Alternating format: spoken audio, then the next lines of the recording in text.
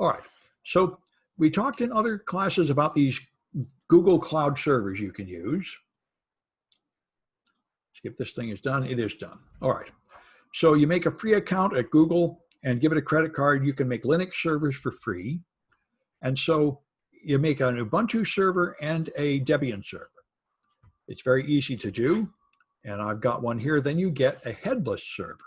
A headless server just means you can use SSH, but you can't use the mouse and there's no graphics and you can't run a browser in it and such. Normally that's good enough, but for some of these next things, I'm going to want a graphical desktop in the cloud, and you can do that. It's actually quite easy. There are a bunch of ways to do it, but the easiest way I found to do it was using Chrome Remote Desktop, which is an awesome product. So all you do is execute a few commands on your Linux server to install Chrome Remote Desktop, and then you can install a desktop environment. I am recording now. Yeah, I did not forget this time.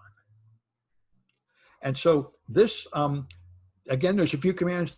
I chose the XFCE environment, which is a pretty simple desktop, but it's small and installs fast. And then I installed Firefox. And I've already done all that on this server. Then you go into this web page, remote desktop, google.com, headless. And that's here. So let me go back to that. There. So remote desktop, google.com. Just go here. And you can now connect to things. And if I do remote access, it's going to tell me about an old one because it's forgotten who I am. I need to log in as the right account.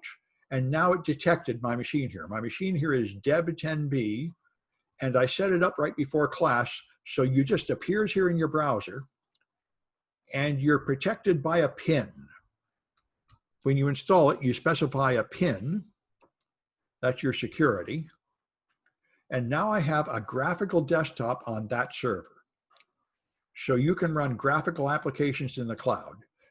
This really simple XFCE environment gives you a couple of common things down here, and you can right-click to run other applications like Firefox, Internet Firefox ESR.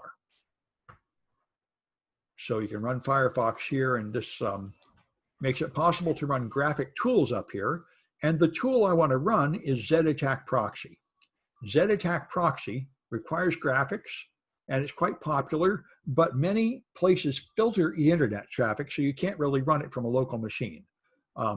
You can probably run it at home, but at work you couldn't because your network would stop obvious malicious traffic, and a vuln scanner sends tons of obvious malicious traffic.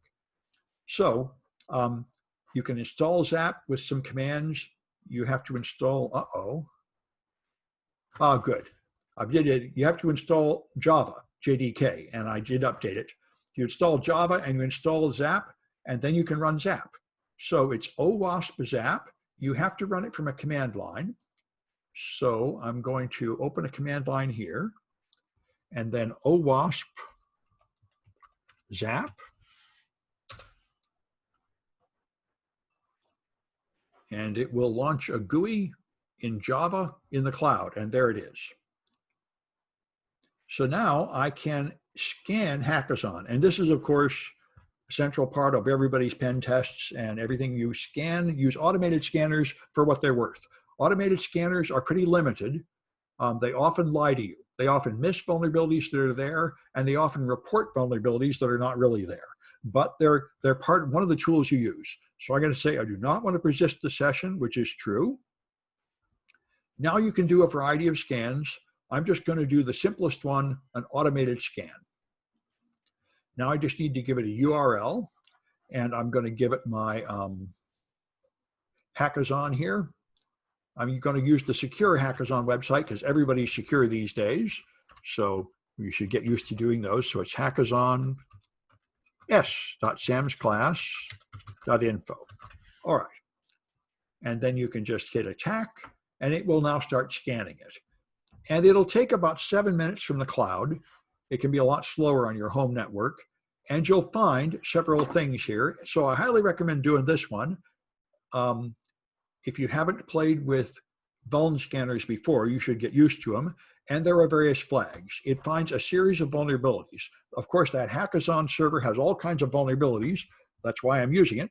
It's got cross-site scripting. It's got remote file inclusion. It's got Sql injection. It's got command injection. You know, it's ridiculously vulnerable. So when your scanner tells you that it found all these things, you should not believe it. You have to go back manually and check, because scanners often just get confused. And also another thing which a scanner cannot do is determine whether it really matters to the business. Like I went to colleges and I found XML injection, which is like Sql injection, where I could dump the contents of a database, but the only thing on that database was a small library of technical books. There was nothing personal, nothing important. So it was technically a vulnerability, but in fact, it didn't matter. And that's why you need a human. Your customer will want to know, what vulnerability is actually going to hurt us, not just everything a scanner picks up. So to test it, you can verify the cross-site scripting. If you click on the cross-site scripting here, Burp will, the scanner, Zap, will tell you exactly what test it gave. They give you the complete URL, and you can open that URL in Firefox to see what happens. And then you can decide if it's really true. And here, in this case, it clearly is true. There's an alert box, and it really pops up an alert box. So Hackathon is vulnerable to the cross-site scripting that we exploited in an earlier project. Then there's remote file inclusion vulnerability. So again, you can click it here, and it will show you the exact URL that Z-Attack proxy found, and you can run it up here to see how it works and decide if it's vulnerable. And then there's a Sql injection, and again, you can do the same thing. You can see what it did. It said, put this Zap union all select null. You put that in the username and password fields, and when you do, you get an error message, which shows that you have a Sql injection vulnerability. Yeah, I think they are all muted now. Yeah, everybody is in fact muted. Anyway, so that one is a good thing to do for Zap. And let me just talk a bit about Postman. Postman is what you use to test URLs, or to test APIs rather. So again, you can test it on Hackathon. You can install Postman locally, and Postman, like Burp, just builds web requests for you in a graphical interface.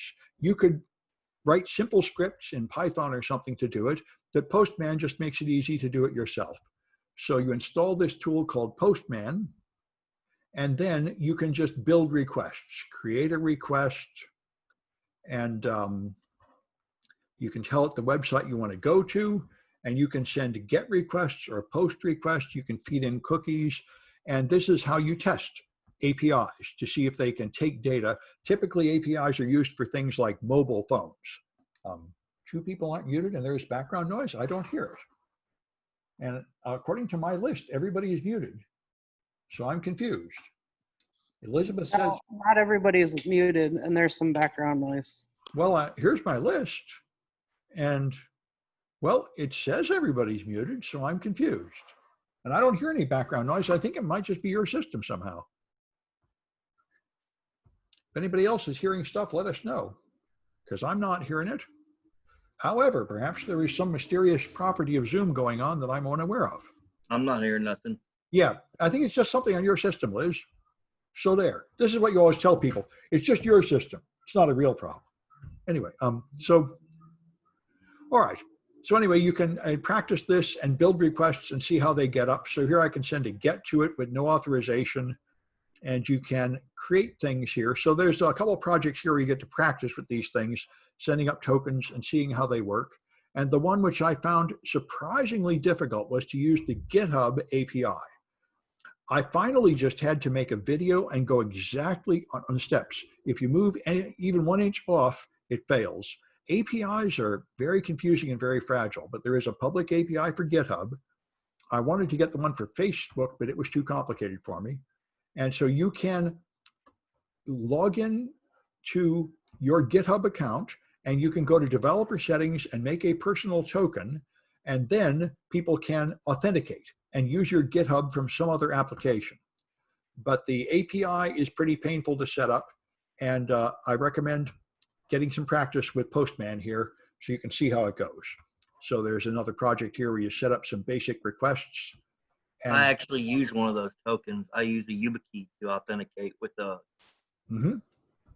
Yeah, and that's the point. You can write apps of all different kinds, and but you have to get the API working just right.